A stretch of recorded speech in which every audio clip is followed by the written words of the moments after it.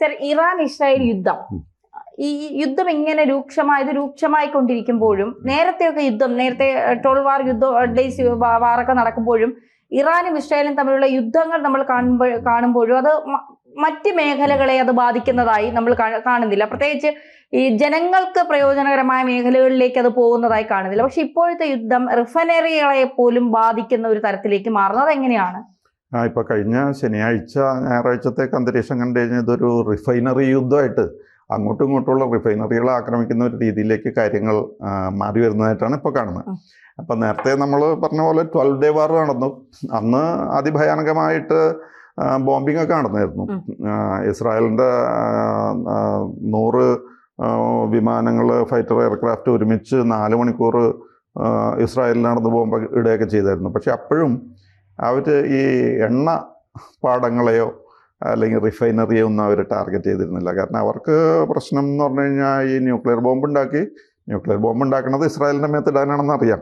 വേറെ കൊണ്ട് ഇത് പൊഴുങ്ങി തിന്നാൻ പറ്റുന്ന സാധനമല്ലല്ലോ, ഇസ്രായേലിന് വേണ്ടി മാത്രമാണ് അത് ചെയ്യുന്നതെന്നുള്ളത് അറിയാം. അപ്പം അതുകൊണ്ട് ഈ ന്യൂക്ലിയർ സ്ഥാപനങ്ങളുടെ അതിൻ്റെ ഇൻഫ്രാസ്ട്രക്ചറിനെ തകർക്കുക എന്നുള്ളതായിരുന്നു ഇസ്രായേലിൻ്റെ ലക്ഷ്യം. അപ്പോൾ ഇസ്ഫഹാൻ പോലെയുള്ള സ്ഥലങ്ങളിലൊക്കെയാണ് അവർ മെയിനായിട്ട് ആക്രമണം നടത്തിയത്. പക്ഷേ ഇപ്പോൾ അതിൻ്റെ നേച്ചറിൽ ചെറിയൊരു വ്യത്യാസം വന്നിട്ടുണ്ട്. അതായത് ഈ യുദ്ധം തുടങ്ങിയ പാട് ഇറാൻ കണ്ണടച്ച് പിന്നെ തിരിച്ചടിക്കാൻ തുടങ്ങി. അപ്പം അവർക്കറിയാം അമേരിക്ക ഇവിടെ വന്ന് എന്ത് കാണിച്ചാലും അമേരിക്കയിൽ പോയൊന്നും ചെയ്യാൻ പറ്റില്ല, അതിനുള്ള എയർക്രാഫ്റ്റ് ഒന്നും നമ്മുടെ കയ്യിലില്ല. ആ ലക്ഷ്യം വെച്ചിട്ട് കാര്യമില്ല. പിന്നെ മിസൈലുണ്ടെന്ന് പറഞ്ഞിട്ട് കാര്യമില്ല, അമേരിക്കയിൽ അതും എത്തൂല. അപ്പം അങ്ങനെയൊക്കെയാണ് അതിൻ്റെ സാഹചര്യം. അപ്പം ഇവർക്ക് പിന്നെ ചെയ്യാൻ പറ്റുന്നത് എന്താണെന്ന് വെച്ച് കഴിഞ്ഞാൽ അമേരിക്കൻ ബേസസിനെ ആക്രമിക്കുക എന്നുള്ളതാണ്. ഈ ചുറ്റുപാടുള്ള അറേബ്യൻ കൺട്രീസിൽ എല്ലായിടത്തും തന്നെ ഒരുവിധം എല്ലായിടത്തും ഇവരുടെ അമേരിക്കയുടെ എയർ ബേസസും മറ്റ് സാധനങ്ങളൊക്കെ ഉണ്ട്. അപ്പം അതിനെ ആക്രമിക്കാം എന്ന് ചിന്തിച്ചു. അതും വലിയ കാര്യമൊന്നും ഗുണമൊന്നും ഇല്ലാതെന്ന് കണ്ടു കഴിഞ്ഞപ്പോൾ ഇവർ ഈ എണ്ണപ്പാടങ്ങളെയും റിഫൈനറീസിനെയൊക്കെ, അതായത് അറേബ്യൻ കൺട്രീസിലുള്ള സ്ഥലങ്ങളിൽ ആക്രമണം തുടങ്ങി. അപ്പോൾ അത് UAE-യിലും കുവൈറ്റിലും സൗദി അറേബ്യയിലും ഒക്കെ ആക്രമിക്കാൻ തുടങ്ങി. ഇങ്ങനെ ആക്രമണം തുടങ്ങി. അതും കഴിഞ്ഞിട്ട് പിന്നെ സൗദിയിൽ അറംകോ, അറബ് അമേരിക്കൻ ഓയിൽ കമ്പനി എന്ന് ഏതാണ്ട് പറയും, അത് ലോകത്തിലെ തന്നെ ഏറ്റവും വലിയൊരു കമ്പനിയാണ്. ആ കമ്പനിയൊക്കെ ആക്രമിച്ച് ആ രീതിയിലേക്ക് കാര്യങ്ങൾ എസ്കലേറ്റ് ചെയ്ത് വന്നു കഴിഞ്ഞപ്പോൾ ഇസ്രായേലും അതേപോലെ തിരിച്ചടിക്കാൻ തുടങ്ങി. ഇപ്പോൾ കഴിഞ്ഞ ശനിയാഴ്ച അതിഭയാനകമായ അടിയാണ് ടെഹ്റാനിൽ നടത്തിയത്. അത് മെയിൻലി എണ്ണ സ്ഥാപനങ്ങൾ, റിഫൈനറി, അതേപോലെ സ്റ്റോറേജ് ടാങ്ക്സൊക്കെ ഉദ്ദേശിച്ചിട്ടാണ് ചെയ്തത്. അപ്പോൾ അവിടെ എന്താണ് കൗഹാക്ക്, ഷഹ്റാൻ, കറാജ് എന്നൊക്കെ പറയുന്ന സ്ഥലങ്ങളിലാണ് മെയിനായിട്ട് ആക്രമണം നടത്തിയിരിക്കുന്നത്. അപ്പോൾ ഈ ഷഹ്റാൻ എന്ന് പറയുന്ന സ്ഥലത്തുള്ള റിഫൈനറി ഇറാനിലെ തന്നെ ഏറ്റവും വലിയൊരു റിഫൈനറിയാണ്. ആ റിഫൈനറിയിലേക്കും ബോംബിട്ട്, അതുകൂടാതെ 25 സ്റ്റോറേജ് ടാങ്കുകളിലേക്കും ബോംബിട്ട്. അപ്പോൾ ഇതെല്ലാം കൂടി ഇന്നങ്ങോട്ട് കത്താൻ തുടങ്ങി കഴിഞ്ഞിട്ട് സാറ്റർഡേ ഒക്കെയാണ് ഇത് കൂടുതൽ നടന്നത്. സൺഡേ നേരം വെളുക്കണില്ല, സൂര്യൻ ഉദിച്ചിട്ട് നേരം വെളുക്കണില്ല. കാരണം കംപ്ലീറ്റ് അന്ധകാരമാണ്. മോളിൽ മുഴുവനും പുക നിറഞ്ഞു കഴിഞ്ഞിട്ടേ അന്ധകാരമായിപ്പോയി അവിടെ, പകൽ സമയത്ത് പോലും ഇറാനിൽ അത്രയ്ക്ക്. അപ്പോൾ ഓഫ് കോഴ്സ് ഇറാൻ പറ്റുന്നിടത്തേക്കൊക്കെ വിടുന്നുണ്ട്, ഇൻക്ലൂഡിങ് ഇസ്രായേലിലേക്ക് വിടുന്നുണ്ട്. ഇസ്രായേലിൻ്റെ ഹൈഫ എന്ന് പറയുന്ന സ്ഥലത്ത് എന്തോ റിഫൈനറിയൊക്കെ ഉണ്ട്, അവിടേക്ക് ഇവരും മിസൈൽ വിടുന്നുണ്ട്. പക്ഷേ ഇറാൻ്റെ ഏരിയ എന്ന് പറഞ്ഞു കഴിഞ്ഞാൽ കൃത്യമായിട്ട് അവർ ഫൈറ്റർ എയർക്രാഫ്റ്റിൽ വന്ന് നേരെ കൃത്യമായിട്ട് ബോംബ് ചെയ്ത് എല്ലാ ഈ ടെഹ്റാനിലുള്ള ഒരുവിധം എല്ലാ സ്റ്റോറേജ് ടാങ്ക്സും, അതേപോലെ അവിടുത്തെ വലിയ റിഫൈനറി, വൻകിട റിഫൈനറി ഉണ്ട്, അതും ഒക്കെ അങ്ങ് ബോംബ് ചെയ്യാൻ തുടങ്ങി. അങ്ങനെ ബോംബ് ചെയ്ത് കഴിഞ്ഞിട്ട് ആകെ പകൽ സമയം രാത്രിയായിപ്പോയി, ഇരുട്ടായിപ്പോയി. ഈ ഞായറാഴ്ച പകൽ സമയം അത്രയ്ക്ക് ഭയങ്കരമായിട്ട് പുക അവിടെ അങ്ങോട്ട് വ്യാപിച്ചു. നമുക്കറിയാമല്ലോ, ഇപ്പോൾ ഒരു ചെറിയ പെട്രോളിയം കയറ്റി പോണ വണ്ടിയിൽ എന്തെങ്കിലും ഒരു ആക്സിഡൻറ്റ് പറ്റി നമ്മൾക്കൊക്കെ എന്തോരം ഭയം. ഇതെന്ന് പറഞ്ഞാൽ എന്തെല്ലാം അന്ന് നിർത്തി കത്തിക്കുകയാണ്. പിന്നെ ഇറാനിലൊക്കെ എന്ന് പറഞ്ഞാൽ പ്രധാനമായിട്ടുള്ള പ്രസ്ഥാനം ഈ എണ്ണയുടെ ആണല്ലോ. അവിടെയൊക്കെ ടെഹ്റാനിലുള്ളത് അങ്ങ് തട്ടി അവർ. അത് കഴിഞ്ഞിട്ട് അപ്പോൾ ഇപ്പോൾ പറയുന്നത് അവിടുത്തെ ഈ ടോക്സിക് ഗ്യാസ്, വിഷമയമായ ഗ്യാസുകളുണ്ടല്ലോ, അതൊക്കെ ടെഹ്റാനിൽ നന്നായിട്ട് നിറഞ്ഞിരിക്കുകയാണെന്നാണ് പറയുന്നത്. മാത്രമല്ല മഴ പെയ്തത് കറുത്ത മഴയായിരുന്നു, കറുത്ത കളറ്. അത് മഴ വെള്ളത്തിൽ വ്യാപിച്ചിട്ട് അവിടെയൊക്കെ കറുത്ത മഴയാണ് പെയ്തതെന്നാണ് പറയുന്നത്. മാത്രമല്ല അതിപ്പോൾ കറുത്ത ആദ്യത്തെ സ്റ്റേജ് ഇങ്ങനെയായിരിക്കാം. പക്ഷേ ഇത് ഇനി റിപ്പീറ്റ് ചെയ്ത് വന്നു കഴിഞ്ഞാൽ ഒരുപക്ഷെ ഈ ടോക്സിക് റെയിനും ഉണ്ടാകാമെന്ന് പറയുന്നത്. ഈ മഴവെള്ളം അത് തന്നെ മേത്ത് വീണ് കഴിഞ്ഞാൽ ടോക്സിക് ഇഫക്റ്റ് ഉണ്ടാകും എന്ന് പറയുന്ന ഒരു ഇതുണ്ട്. പിന്നെ ഇതുകൊണ്ട് കഴിഞ്ഞെന്ന് പറയാൻ പറ്റില്ല. കാരണം അമേരിക്കയും ചിലപ്പോൾ ഇതേ പണി ചെയ്യാം. കാരണം എന്താണെന്ന് വെച്ച് കഴിഞ്ഞാൽ അവർക്ക് ഒരു പാനിക് ക്രിയേറ്റ് ചെയ്യണമെന്നുണ്ട്. ഒന്ന് ഭയം, ഒരു ഉൾക്കിടിലം ഉണ്ടായാൽ ഇവരൊക്കെ എന്തെങ്കിലും പറഞ്ഞ് ഫലിപ്പിക്കാൻ പറ്റുള്ളൂ എന്നുള്ള ചിന്ത അമേരിക്കയ്ക്കുണ്ട്. അതുകൊണ്ട് ഒരു പക്ഷേ ചിലപ്പോൾ അമേരിക്കയും കൂടി നല്ല തോതിൽ അവിടെ ഒക്കെ ഒന്ന് പെരുമാറിയേക്കാം ഈ റിഫൈനറികളിൽ. ഇറാൻ കീഴടങ്ങാനുള്ള എന്തെങ്കിലും സാധ്യതയുണ്ടോ? ഇറാൻ കീഴടങ്ങാനുള്ള സാധ്യത എന്ന് പറഞ്ഞു കഴിഞ്ഞാൽ പെട്ടെന്ന് കീഴടങ്ങുന്നവരെല്ലാവരും നമുക്കറിയാമല്ലോ.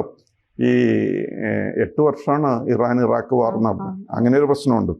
പിന്നെ ഇവരുടെ ഈ ഇറാൻ്റെ പ്രതീക്ഷ എന്താണെന്ന് വെച്ച് കഴിഞ്ഞാൽ ഇത് ഇറാൻ എന്ന് പറഞ്ഞാൽ അഫ്ഗാനിസ്ഥാനേക്കാളും ഇറാഖിനേക്കാളൊക്കെ വലിയ രാഷ്ട്രമാണ്. അപ്പോൾ അഫ്ഗാനിസ്ഥാനെയും ഇറാഖിനെയൊക്കെ അവർ കീഴടക്കി അമേരിക്ക. അവിടെ ഇലക്ഷൻ നടത്തി, അവിടുത്തെ ഡെമോക്രാറ്റിക് ഗവൺമെൻറ് വന്നു. എന്നിട്ടും അവസാനം വന്നു കഴിഞ്ഞപ്പോൾ അവിടെ ഈ ഗവൺമെൻറ്റുകൾക്കൊന്നും നിലനിൽപ്പുണ്ടായില്ല. ഈ ഇലക്ഷനിലൂടെ വന്നവർക്കൊന്നും നിലനിൽപ്പുണ്ടായിരുന്നില്ല. അവരെയൊക്കെ ഓടിച്ചു. അപ്പോൾ അഫ്ഗാനിസ്ഥാനും ഇറാഖിനും ആ പണി ചെയ്യാൻ പറ്റുമെങ്കിൽ ഇറാനിൽ വന്ന് ആരെന്ത് ചെയ്താലും ഞങ്ങൾക്ക് കൈകാര്യം ചെയ്യാനെന്ന് അറിയാം. പിന്നെ ഈ ഇറാൻ എന്ന് പറഞ്ഞാൽ ഒരു വലിയ രാജ്യമാണ്. അവരുടെ മെയിൻ എതിരാളി, നമ്പർ 1 എതിരാളി എന്ന് പറഞ്ഞാൽ ഇസ്രായേലാണ്. നമ്മൾ വിചാരിക്കും ഇസ്രായേൽ ഭയങ്കര ഒരു വലിയ ശക്തിയും ഇറാനൊന്നും അല്ല എന്നൊക്കെ ഒരു രീതിയിൽ ചിലർ അങ്ങനെ പറയും. പക്ഷേ ഇതിലെ പ്രശ്നം എന്താണെന്ന് വെച്ച് കഴിഞ്ഞാൽ ഇറാൻ എന്ന് പറഞ്ഞു കഴിഞ്ഞാൽ ഇസ്രായേലിൻ്റെ 89 ടൈംസ് സൈസുള്ള രാജ്യമാണ് ഈ ഇറാൻ എന്ന് പറയുന്നത്. കാര്യം മറ്റേ ശാസ്ത്ര സാങ്കേതിക വിദ്യയിലും പിന്നെ എയർഫോഴ്സിൻ്റെ എയർക്രാഫ്റ്റിൻ്റെ കാര്യത്തിൽ ഇസ്രായേലിനെ വെല്ലാൻ ആരുമില്ല. ശരിയാണ്. ലോകത്തിൽ നോബൽ പ്രൈസസിൻ്റെ 20% നേടിയിരിക്കുന്ന ഇസ്രായേലികളെല്ലാം ജൂതന്മാരാണ്. അതൊക്കെ ശരിയാണ്. പക്ഷേ ഈ രാജ്യം വെറുതെ മണ്ണ് മാത്രം നോക്കിയല്ലേ 89 ടൈംസ് ബിഗറാണ് ഇറാൻ. പിന്നെ അവരെ സംബന്ധിച്ചിടത്തോളം ഇപ്പോൾ അവരെ ആക്രമിച്ചു എന്ന് വിചാരിച്ചോ, അവരെ ആക്രമിച്ചു, ഇറാൻ്റെ ഒരു ഭാഗം മുഴുവൻ നശിച്ചു പോയി. അവർക്കതിൽ വലിയ ഖേദമൊന്നുമില്ല. അങ്ങനെയല്ല കാണുന്നത്. അപ്പോൾ അവർ ഫൈറ്റ് ചെയ്യാനൊക്കെ കപ്പാസിറ്റി കാണിക്കുന്നവരാണ്. പ്രത്യേകിച്ച് ഇറാഖുമായിട്ടുള്ള യുദ്ധത്തിൽ അത് കാണിച്ചു. പക്ഷേ ഇങ്ങനെ അടികൾ കുറേ കിട്ടിക്കഴിയുമ്പോൾ ഈ മുദ്രാവാക്യങ്ങളൊക്കെ ഇപ്പോൾ നമ്മൾ തന്നെ ഇവിടെ പാകിസ്ഥാനായിട്ടൊരു യുദ്ധം ഉണ്ടെന്ന് വിചാരിക്കുക. ആദ്യം ആൾക്കാർ പറയുന്നത് എന്താ, അവസാനത്തെ തുള്ളി രക്തം ചൊരിയുന്നവരെ ഞങ്ങൾ ഫൈറ്റ് ചെയ്യും, അല്ലെങ്കിൽ അവസാനത്തെ ആൾ മരിക്കുന്നവരെ യുദ്ധം ചെയ്യാം എന്നൊക്കെ പറഞ്ഞിട്ടാണ് തുടങ്ങണേ. പക്ഷേ കാഷ്വലിറ്റി ഹെവി ആയി കഴിയുമ്പോൾ മുദ്രാവാക്യങ്ങൾ പതുക്കെ ഡിസപ്പിയർ ചെയ്യും. അപ്പം അത് ഇപ്പം തന്നെ ഒരു ചെറിയ പേടി, ഒരു ഉൾക്കിടലം ഉണ്ടായിട്ടുണ്ട്. കാരണം എന്താണെന്ന് വെച്ച് കഴിഞ്ഞാൽ അതേപോലത്തെ അടിയാണ് ഇവർ രണ്ടുപേരും കൂടിയാണല്ലോ. പിന്നെ അമേരിക്കയൊക്കെ ഇപ്പോൾ അവരുടെ ഏതോ സ്കൂളിൽ ബോംബിട്ട് കൊച്ചുങ്ങളെ, അതിലൊന്നും വലിയ കഥയുണ്ടെന്ന് എനിക്ക് തോന്നണില്ല. അമേരിക്ക അല്ലെങ്കിൽ ഇസ്രായേൽ അങ്ങനെ ചെയ്യുന്നൊന്നും ഇപ്പോൾ ട്രംപ് തന്നെ പറഞ്ഞിട്ടുണ്ട്. അങ്ങനെ ഒരിക്കലും സംഭവിക്കുന്ന പ്രശ്നമില്ല. അതൊന്നില്ലെങ്കിൽ ഈ ഇറാൻ കണ്ണടച്ചാണല്ലോ വിടുന്നത്. ചിലപ്പോൾ തെറ്റി വന്ന് വീഴാം. അല്ലാതെ ഇസ്രായേലിനും അമേരിക്കയ്ക്കും ഇങ്ങനെ ഇറാൻകാരെ ദ്രോഹിക്കാനാണെങ്കിൽ വേറെ എന്തോരം ആൾക്കാരെ ദ്രോഹിക്കും. ഈ കൊച്ചുങ്ങൾ പഠിക്കുന്ന സ്കൂളിൽ തന്നെ കൊണ്ടുപോയി ബോംബിടേണ്ട ആവശ്യമൊന്നുമില്ലല്ലോ. പിന്നെ ഈ പൊതുവിൽ മിഡിൽ ഈസ്റ്റ് കൺട്രീസിൽ അവർക്ക് വ്യാപകമായിട്ടുള്ള ഒരു രീതിയാണല്ലോ, അതായത് ഹ്യൂമൻ ഷീൽഡ് എന്ന് പറയുമല്ലോ. ഈ ആരെങ്കിലുമൊക്കെ കുറേ പേര് പെണ്ണുങ്ങൾ, സ്ത്രീകൾ കൊല്ലപ്പെട്ടു, കുഞ്ഞുങ്ങൾ കൊല്ലപ്പെട്ടു എന്നുള്ള ആ ഡയലോഗ് അവർക്ക് വളരെ താല്പര്യമുള്ള വിഷയമാണ്. അപ്പം അതൊക്കെ ഒരു മിഡിൽ ഈസ്റ്റ് രീതിയാണ്. അമേരിക്കയും ഇസ്രായേലൊന്നും സ്കൂളിലെ കൊച്ചുകുട്ടികളെയൊന്നും കൊന്ന് അങ്ങനെ കാണിക്കുന്നു. അത് ട്രംപ് പറയണ അങ്ങനെയൊന്നും അമേരിക്ക ചെയ്യില്ല, ഇസ്രായേലും ചെയ്യില്ല എന്നാണ് പറയുന്നത്. കുറച്ചതിൽ ന്യായവും സത്യം ഉണ്ടെന്ന് തോന്നുന്നു. കാരണം ഈ ഹമാസിനെതിരെ മുമ്പ് ആക്രമണം നടത്തുമ്പോൾ തന്നെ ഇപ്പം ഈ ഒക്ടോബർ 7 ആക്രമണത്തിനൊക്കെ മുമ്പുള്ള സംഭവം ഞാൻ പറയുന്നത്. അവരെപ്പോഴെങ്കിലും ഏതെങ്കിലും ഒരു ബിൽഡിംഗ് ആക്രമിക്കണമെങ്കിൽ ആക്രമിക്കുന്നതിന് മുമ്പ് അവിടെ ലഘുലേഖകൾ വിതറും. ഈ ബിൽഡിങ്സിൽ ഇന്ന ബിൽഡിങ്സിലെ ആൾ പാടില്ല, ഞങ്ങളത് നിലം വരും. അപ്പോൾ ആ ബിൽഡിങ്ങിൻ്റെ ചുറ്റും ആൾക്കാർ വന്ന് നിറഞ്ഞു വെക്കും ഈ കാഴ്ച കാണാനായിട്ട്. കാരണം അത് വളരെ സേഫാണ്. അടുത്ത ബിൽഡിംഗ് വളരെ സേഫാണ്, ഒരു കേടും പറ്റില്ല. അവർ ടാർഗറ്റ് ചെയ്യുന്ന കൃത്യം ബിൽഡിങ്ങിൽ ബോംബ് വീഴുള്ളൂ, അത് പിന്നെ കാണൂല. അപ്പോൾ അത് കാണാൻ ആൾക്കാർ അവിടെ പോയി നിൽക്കുമായിരുന്നു.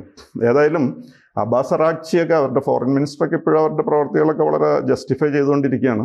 പക്ഷേ ഇപ്പോൾ ടെഹ്റാനിൽ നടന്നിരിക്കുന്നത് അനുസരിച്ച് ഈ ടോക്സിക് ഓയിലും ടോക്സിക് റെയിനും അതേപോലത്തെയുള്ള പ്രശ്നങ്ങളൊക്കെ ആവുന്നൊരു സ്ഥിതിയാണ്.